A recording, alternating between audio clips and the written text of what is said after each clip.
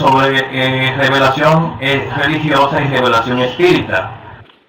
Y empieza de esta forma con este pensamiento de Manuel del libro Camino, Verdad y Vida, capítulo 156, que dice así: la revelación divina, significando lo que la humanidad posee de mejor, es cooperación de la espiritualidad sublime traída a la gente por los colaboradores de Jesús, a través de la ejemplificación de los actos y de las palabras de los hombres rectos, que, a golpe de esfuerzo propio, quiebran el círculo de vulgaridades que los rodean, tornándose instrumentos de renovación necesaria. Pues bien, este es el tema de hoy, la revelación religiosa, la verdad de Dios como va llegando aquí a la tierra, y Dios es la inteligencia suprema, causa primera de todas las cosas, que es la primera pregunta del libro de los Espíritus. Su naturaleza íntima, el hombre por su naturaleza un poco evolucionada no puede percibirla, pero Dios, nuestro Padre amoroso, como nos lo define Jesús, no nos deja al abandono. Somos sus hijos.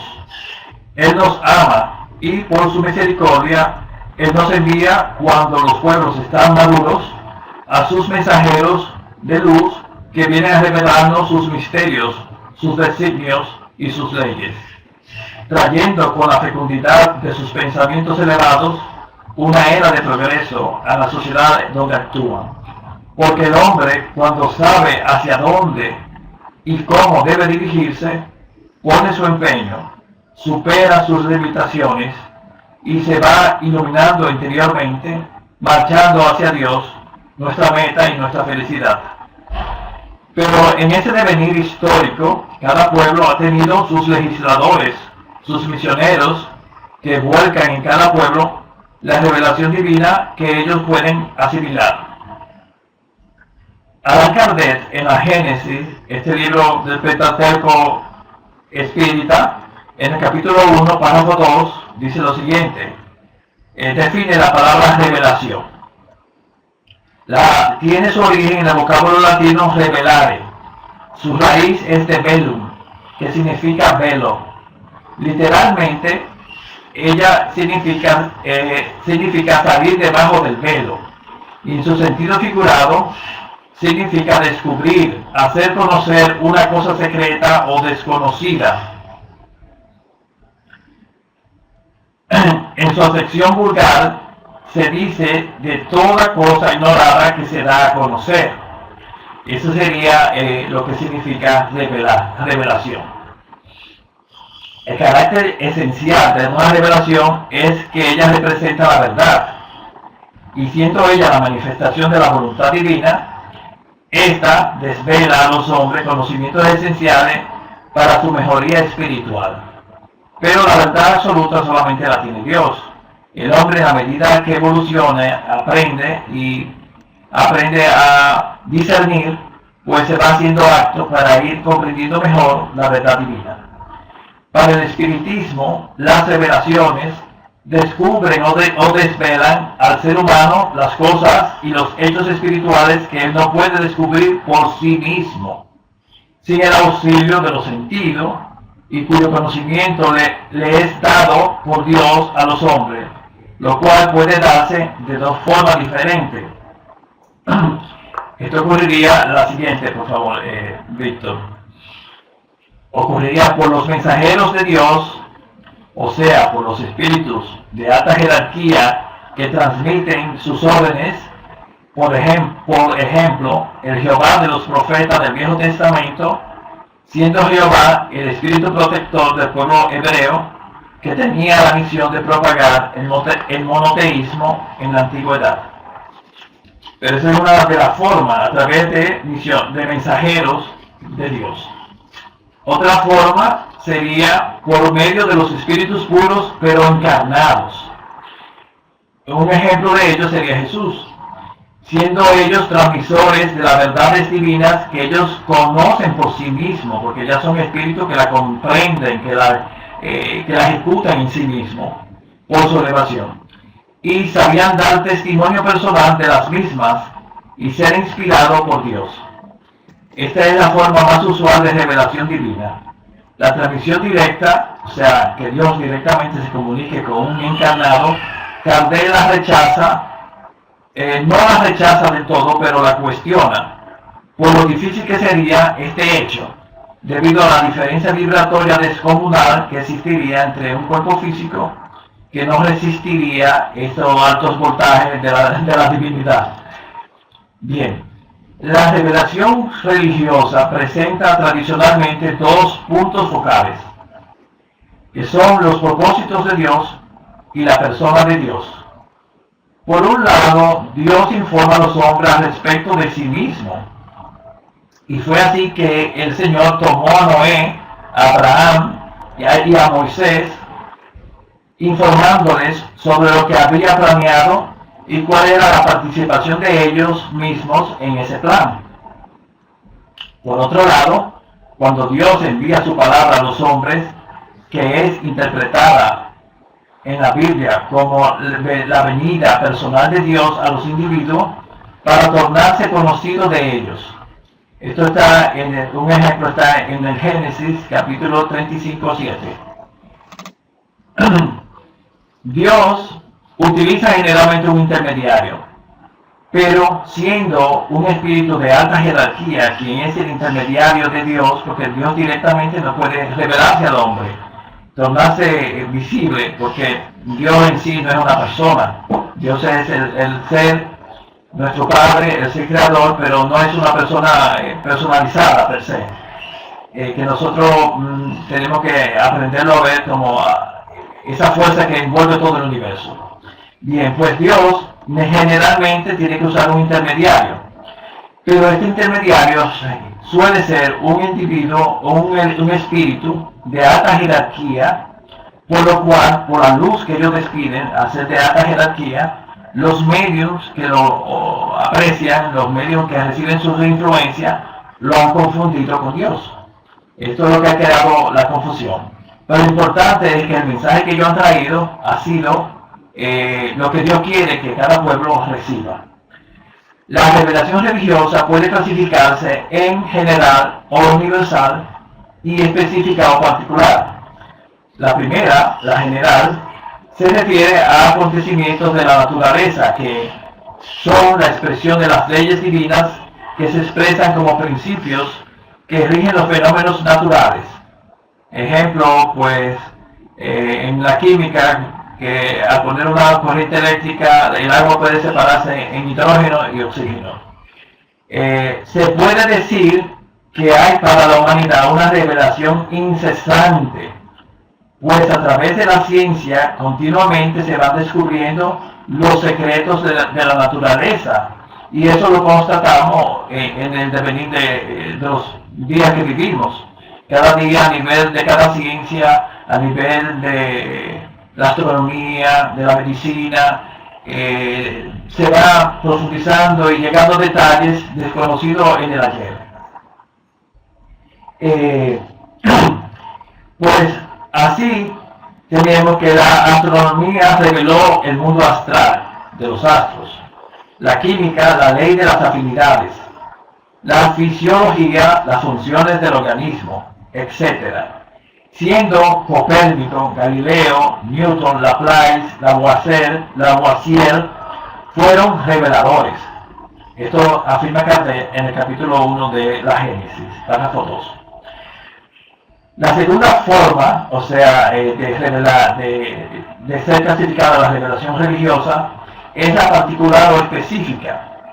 En especial, se refieren a los actos divinos propiamente dichos, considerados en principio como de naturaleza sobrenatural o milagrosa, que puede desvelarse en meditación, en una introspección profunda, en un éxtasis, por intuición, por inspiración. Es ya algo más, una vivencia más personal, más de la persona, pero estos grandes iniciados del pasado han transmitido lo que ellos han conocido del ser divino y de lo que la divinidad quiere de nosotros, los hombres encarnados.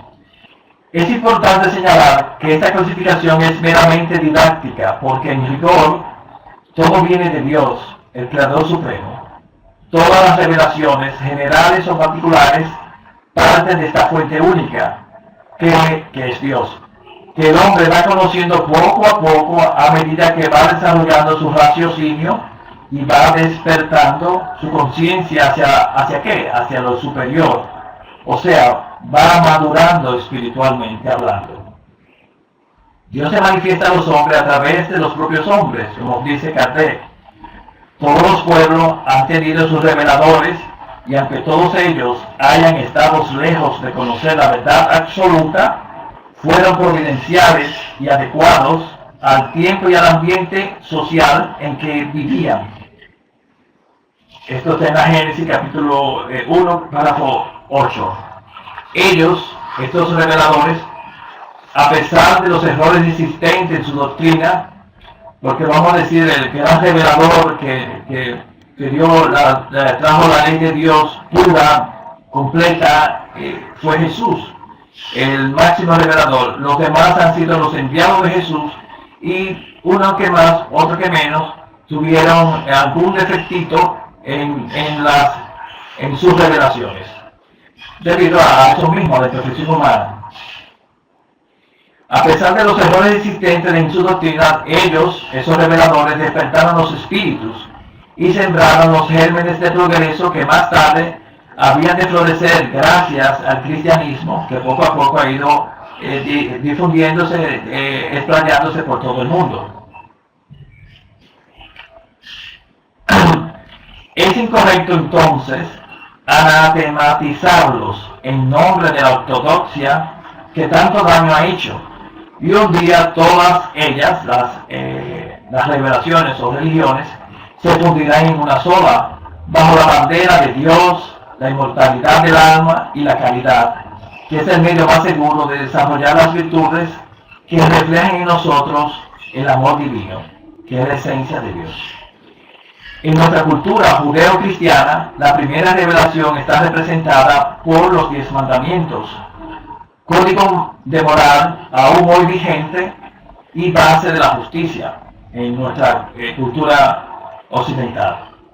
1400 años después vino Jesús, y que nos trajo el Evangelio, enseñando y ejemplificando él mismo las verdades divinas que dignificaban al hombre y le hacían salir de la ignorancia espiritual, escribiendo sus enseñanzas en sus corazones, por tanto, viviendo y practicando sus postulados en sus propias vidas de los discípulos de Jesús en los primeros tiempos.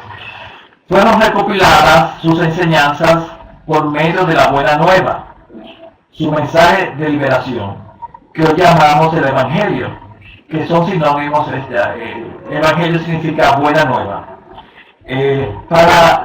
Pero las enseñanzas de Jesús modificaban poco en aquella época al hombre interiormente. Ellos estaban acostumbrados a adorar, digamos, infantilmente a Dios con actos exteriores, a parecer buenos, pero no necesariamente ser buenos. La doctrina de Jesús era revolucionaria, exigía la modificación real del hombre interiormente. Por eso la mayoría no la entendieron, y por el atraso moral predominante en aquella época, poco a poco el foco de luz que él representó fue desvirtuado, mancillado y opacado su mensaje redentor. Dice Kardec en la Génesis lo siguiente: desgraciadamente, en todas las épocas, las religiones han sido instrumentos de dominación, y por los intereses divinos son sustituidos por los intereses terrestres y mezquinos. Y eso ha pasado no solamente con la doctrina de Jesús, ha pasado con todas las religiones, por la inferioridad moral que predomina en la tierra. Por eso Jesús, como un gran profeta o un gran medio, en este caso él sabía que todo esto iba a acontecer, que iba a ocurrir, y por eso nos promete un consolador. Y él dice así en Juan capítulo 14, 26: mas el consolador, el Espíritu Santo, a quien el Padre enviará en mi nombre, Él os enseñará todas las cosas y os recordará todo lo que yo os he dicho. 18 siglos después, más tarde, de que Jesús vino a la tierra, el mismo Jesús vino a presidir el establecimiento de la tercera revelación, que representa el espiritismo o doctrina espírita, donde se rescata la esencia de sus enseñanzas. Son reveladas las leyes que rigen el intercambio con el mundo espiritual, que hasta entonces no habían sido reveladas de forma tan completa. Y surge una nueva ciencia, el espiritismo, que viene a explicar racionalmente los hechos que parecían maravillosos o milagrosos, pero que sobre todo nos traen de vuelta otra vez la vivencia moral del Evangelio. Nos plantea nuestra realidad de espíritus imperfectos, pero perfectibles, y nos invita a iluminarnos interiormente. Como revelación divina, la doctrina espírita tiene ciertas características generales y específicas que no poseen las anteriores revelaciones. Estas son, por ejemplo, no está personificada en una sola persona, es general. Jesús, Sócrates, Krishna, pues había una persona que difundió esa revelación divina, y sus discípulos y sus libros, en caso de que hayan escrito algo, pues fueron difundiendo su doctrina. En el caso de la doctrina espírita, no está personificada en Allan Kardec. Él simplemente codificó, unió la información revelada por ese mundo superior a través del espíritu de verdad que se explayó por todo el mundo. Dice el espíritu de Juana de Ángeles, doy el dato, no lo vi escrito, pero sí de una conferencia de Divaldo Pereira Franco que oí, que dice el espíritu de Juana de Ángeles, que ellos representaban, el espíritu de verdad, 1 millón de espíritus esparcidos por todo el mundo. Por eso, cuando ocurren los fenómenos, primero los fenómenos de efecto físico, para llamar la atención, estos ocurren en toda Norteamérica, en toda Europa, en Latinoamérica, en Asia, en Oceanía, en todos los lugares del mundo. Y eso representaba la vuelta de Jesús a traernos las verdades necesarias para que la humanidad ya más madura entendiese su mensaje. La revelación espírita es continua, como toda ciencia. Fíjense, la ciencia, la medicina, la física, la biología son continuas, se van descubriendo nuevos aspectos desconocidos hasta el momento. Nuevas teorías van sustituyendo las viejas. Entonces la doctrina espírita también es continua. Hay nuevos conocimientos que van complementando lo anterior. Es racional y apegada a la lógica. Es una ciencia de experimentación que todos pueden constatar. Es a la vez una revelación divina y científica. Para la doctrina espírita, Jesús es el modelo y guía de la humanidad. Y la doctrina espírita representa el consolador prometido por Jesús. Existen ciertas características generales de la doctrina espírita, como son: hay una revelación incesante en la humanidad, ya lo había dicho antes, pero ahora lo voy a explayar más. Ella no es estacionaria ni absoluta, o sea, no se circunscribe a las 5 obras de Allan Kardec. En la medida que la humanidad avanza, se va desarrollando aspectos de la doctrina. Por ejemplo, vemos en los tiempos a Kardec, a León Denis, Gabriel Delaine, que son los clásicos del espiritismo en Francia. Y Kardec y León Denis tratan los aspectos filosóficos de la doctrina, Kardec también los aspectos científicos, la parte de la mediunidad, la parte el aspecto práctico de la doctrina. Gabriel Delaine se enfocó más en la parte científica, las demostraciones de los principios de la doctrina espírita a través de experimentación en laboratorios. Y él escribió mucho al respecto y era un conocedor profundo de la doctrina espírita.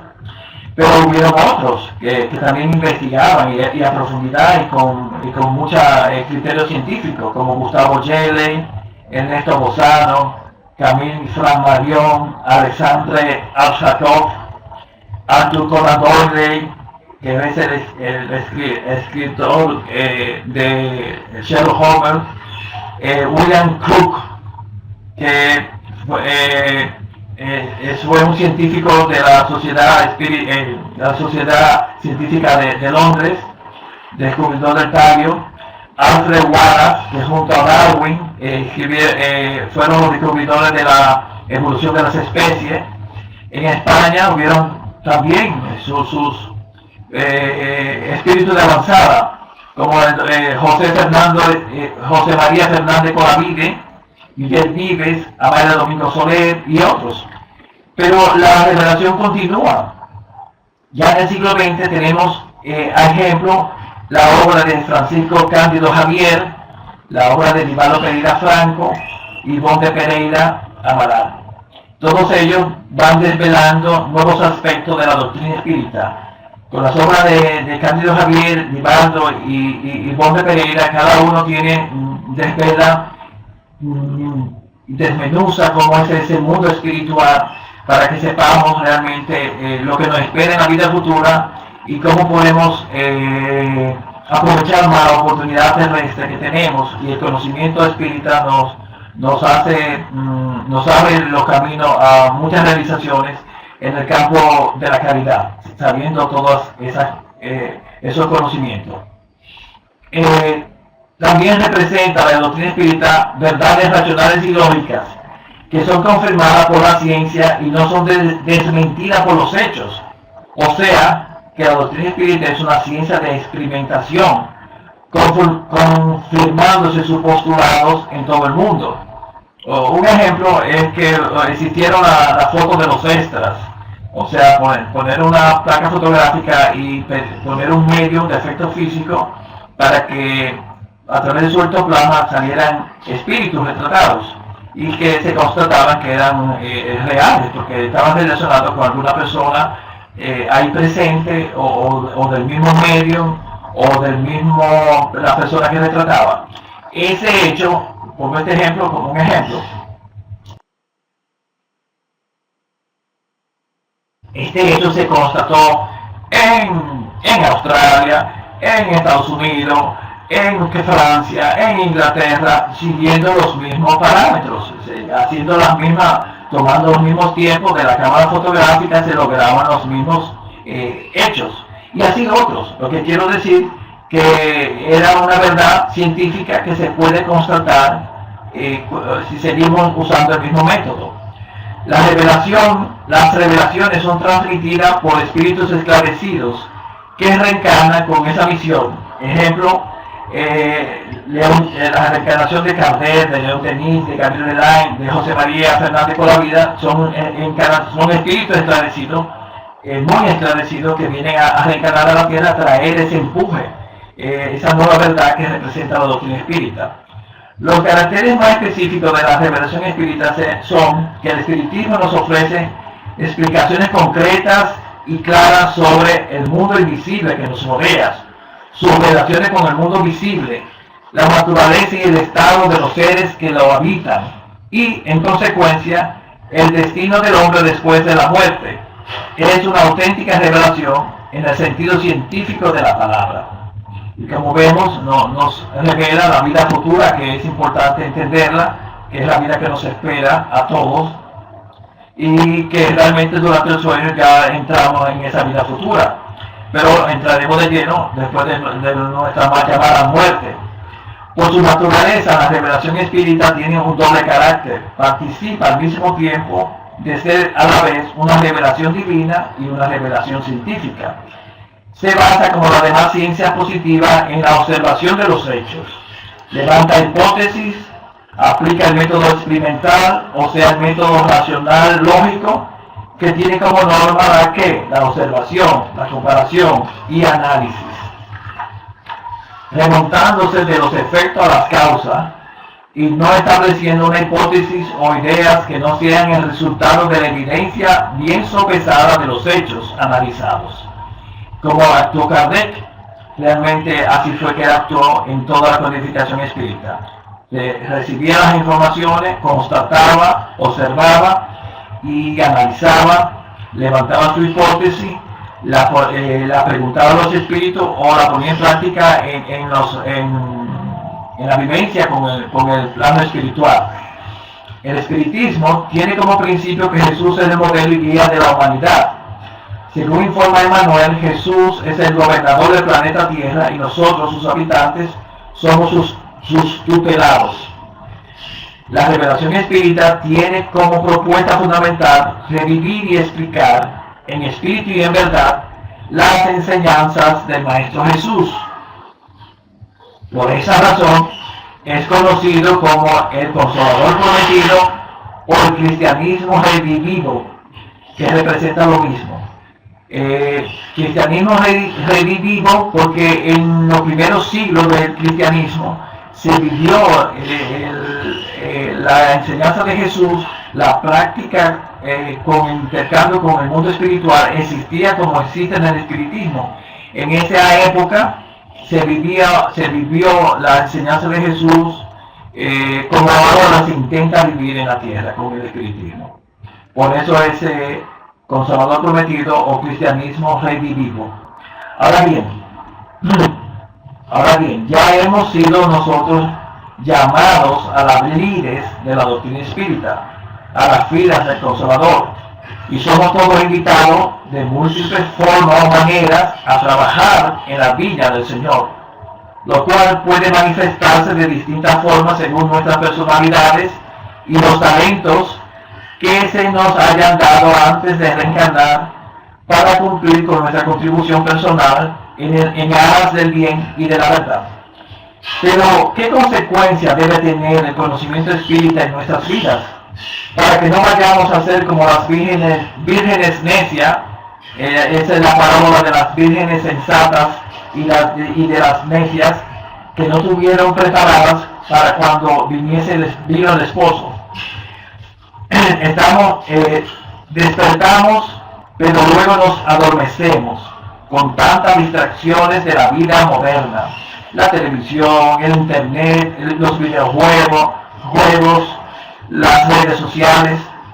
Nos podríamos parecer a las ovejas locas, fascinadas por los pastos verdes, pero que se salieron de la seguridad y vigilancia del buen pastor, que es Jesús, que es representado por nuestros guías espirituales, que representa para nosotros, que esperan por nosotros para trabajar en el bien, por la verdad, por la divulgación de esta maravillosa doctrina, siendo esta la mayor caridad que podemos hacer, pues la ignorancia es la fuente de muchos desatinos y sufrimientos aquí en la tierra. Ahora, mis hermanos, queremos hacer una reflexión sobre las cuestiones esenciales del ser que lo ofuscan y que está también expresada en el libro Doctrina Espírita para Principiantes de Luis Wood Rivas. Él dice así en este libro: el espiritismo responde a las cuestiones fundamentales de nuestra vida, como quién soy antes de nacer, quién soy, antes de nacer, quién era, después de la muerte, qué seré, por qué estoy en el mundo, por qué unas personas sufren más que otras, por qué algunos nacen ricos y otros pobres, por qué algunos ciegos, paralíticos, débiles mentales, etc., mientras otros nacen inteligentes y saludables. ¿Por qué Dios permitiría tan gran desigualdad entre sus hijos? ¿Por qué hay tanta miseria en el mundo y la tristeza supera la alegría? ¿Por qué los malos sufren menos que otros que son buenos? A pregunta como esta responde la doctrina espírita, porque tales son las preguntas que todos nos hacemos al contemplar tanta desigualdad y tantos desatinos y tantos destinos diferentes en la atribulada vida de nuestro planeta. Pero, haciendo una reflexión, ¿qué aportación nos hace el espiritismo? Entonces, ¿qué aportación nos hace el espiritismo a nosotros mismos? León Denis, en su libro Después de la muerte, en la quinta parte, capítulo 42, dice lo siguiente: el conocimiento del objetivo real de la existencia tiene consecuencias incalculables para el mejoramiento y elevación del hombre. Saber a dónde se va tiene por resultado el afianzar sus pasos en la vida, el imprimir a sus actos un impulso vigoroso hacia el ideal concebido. Por otro lado, el espiritismo no nos esclarece al respecto, el espiritismo no solo nos esclarece respecto a la vida espiritual y todas las consecuencias de ahí decurrentes, sino que también nos favorece las condiciones para la mejoría moral del ser humano. La moralización del ser humano tiene como base el Evangelio de Jesús. El amor, dice el espíritu de Lázaro en el Evangelio según el espiritismo, el capítulo 11 de Amar al Prójimo, párrafo 8, dice lo siguiente: el amor resume completamente la doctrina de Jesús, porque es el sentimiento por excelencia. Los sentimientos son los instintos elevados a la altura del progreso realizado. ¿La vemos? Paremos un momento. ¿De qué nos vale conocer la doctrina espírita si no sacamos provecho de ella? ¿De qué nos valdría saber una receta gourmet o saber conducir un coche si no lo ponemos en práctica? El espiritismo puede y debe ayudarnos a hacer el bien y ser más solidarios con el prójimo que vemos y que no vemos, que son los que no vemos, son los desencarnados.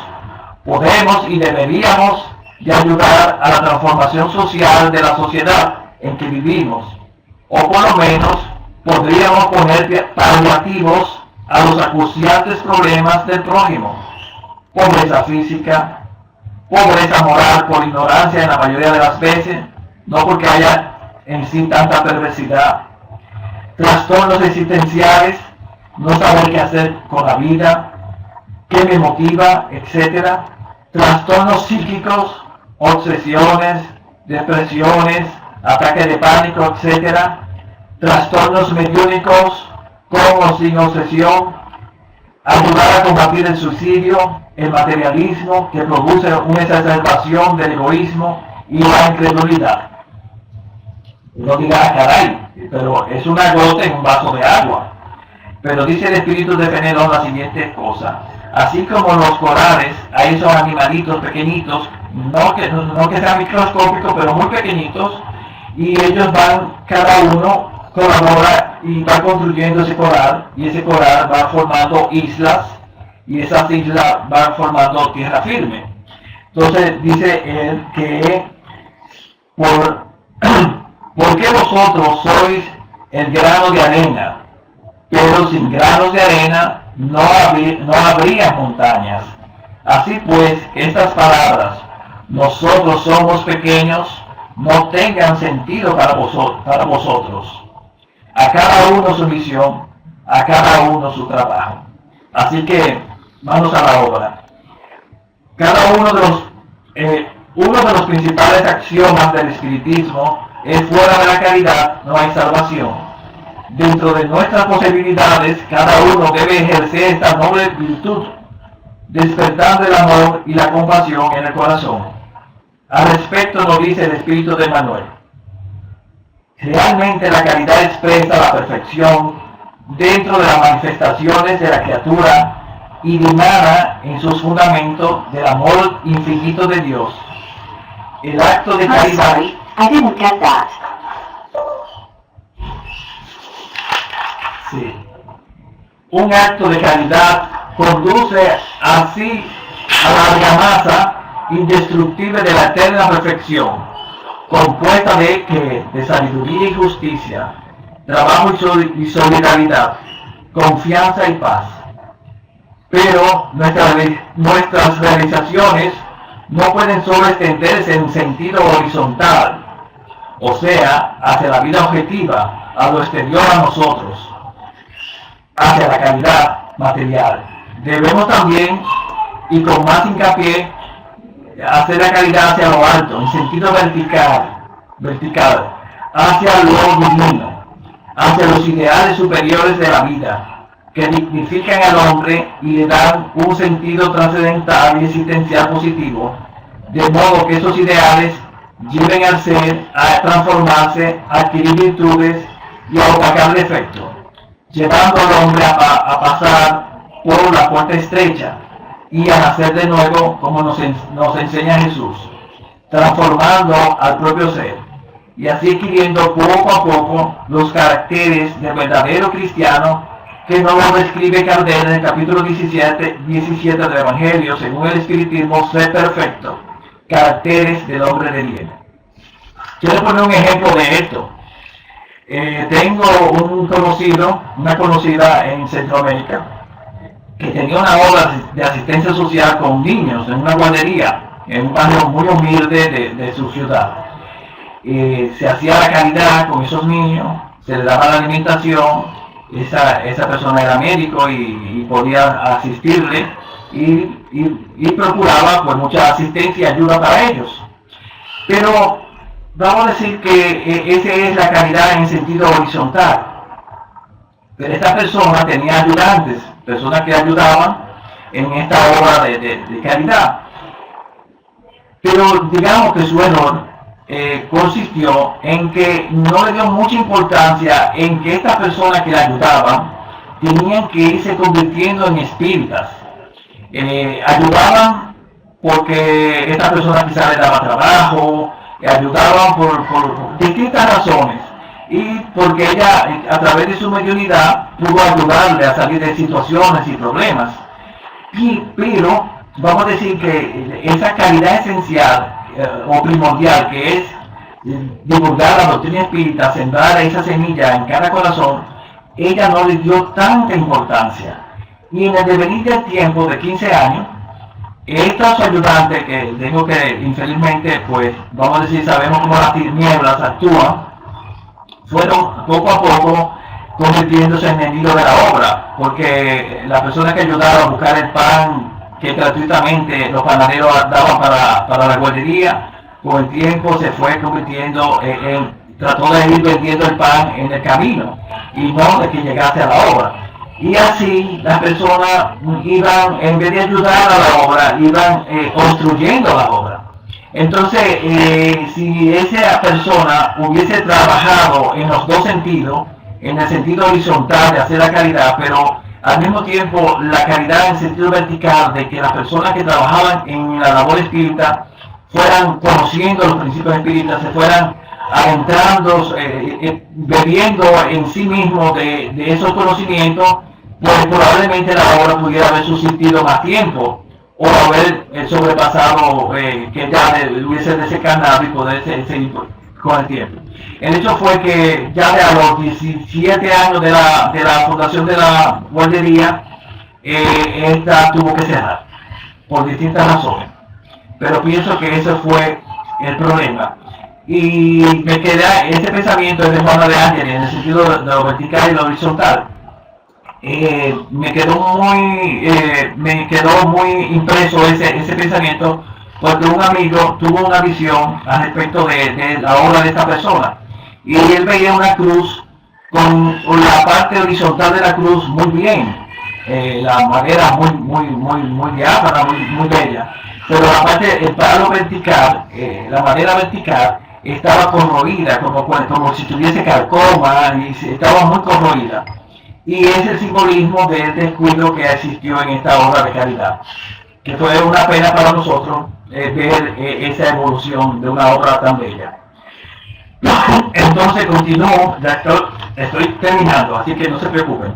Entonces, la doctrina espírita, cuando es aplicada en nosotros mismos, produce un proceso liberador de la conciencia, de nuestro inconsciente profundo, y nos libera de la culpa, de vidas pretéritas y del hoy, aligerando nuestra conciencia actual y liberando los lazos que nos ligan a entidades negativas de nuestro pasado delictuoso. Y se puede dar el fenómeno de que de un enemigo del ayer se convierta en un tu amigo y un colaborador de sus actividades en el bien de hoy. El odio es transitorio, solo el amor es eterno, y nos une y nos unirá a todos nosotros cuando apliquemos sinceramente la ley de justicia, amor y caridad. El espiritismo favorece el desarrollo de las potencias del alma, como son la voluntad, la disciplina, la concentración, la meditación, la elevación de pensamiento hacia Dios por medio de la oración sincera y ferviente, abriendo nuestros corazones hacia nuestro Padre, para que el amor divino nos vaya limpiando, transmutando de todo aquello que no refleje la luz del bien y que refleje el amor de nuestro Padre. El espíritu de Anderson, por medio de la psicografía de Chico Javier, nos dice lo siguiente: el poder de la oración es nuestra fuerza. Algunos de sus frutos son la paz, la esperanza, la alegría, el amor y el coraje. La fe se revela en los actos. Como ven, el amor, el coraje, que se necesita tanto para luchar aquí en la tierra. Esto es extraído del libro Entre Hermanos de Otras Tierras, que fue psicografiado en el viaje que Chico hizo en el año 1960. De alguna forma ya lo dije, pero queremos hacer resaltar que la doctrina espírita nos hace conscientes de la gran oportunidad que representa nuestra reencarnación actual, dando mayor valor a nuestra vida, al tiempo que la providencia divina nos ha dado con esta herramienta del espiritismo y los esclarecimientos que el espiritismo nos da de una forma tan clara y tan oportuna. Nos vamos liberando de nosotros mismos, de nuestros miasmas, de nuestras limitaciones, sirviendo a ella de apoyo para vencer los desafíos a los que nuestra existencia actual nos empuja por ley de causa y efecto. Querámoslos o no, la ley de causa y efecto nos enfrenta con esos desafíos. Entonces, para terminar, yo quería encontrar un mensaje que habla de espírita cuando cumple 25 años dentro de la doctrina, que el cambio debiera tener. Pero en realidad no lo pude encontrar. I didn't catch that. Ok, entonces a través de este libro de Albino Teixeira queremos resaltar lo siguiente en esta conferencia. Él refleja esa señal espírita que debe existir en nosotros. Cuando la persona entró en el espiritismo, es fácil verificar. Basta perquirir un fichero o escuchar una indicación. Entre tanto, a fin de confirmar si el espiritismo entró en la persona, es indispensable que la propia criatura haga mención de eso a través de manifestaciones evidentes en su diario vivir. Veamos 10 de las inequívocas expresiones de la señal espírita en la individualidad, que siempre se representa por el designativo más en los dominios del bien, que más servicio espontáneo y desinteresado a los semejantes, más empeño en el estudio, más noción de responsabilidad, más celo en la obligación, más respeto a los problemas de los demás, más devoción a la verdad, más cultivo a la compasión, más equilibrio en las actitudes, más dulzura en la conversación, más ejercicio de paciencia. Ser espírita en el hombre, delante del mundo, en verdad ya significa traer leyenda honrosa y de coraje en la personalidad, pero eso no basta. Pero para que una criatura sea espírita al frente de los buenos espíritus, fíjense al frente de quién, al frente de los buenos espíritus, es necesario presentar la señal espírita de la renovación interior, que ante la vida mayor tiene la importancia que se confiere en la tierra a las prerrogativas de un pasaporte o el valor de un certificado. Albino Teixeira, el espíritu de Albino Teixeira. Hasta aquí mi exposición. Gracias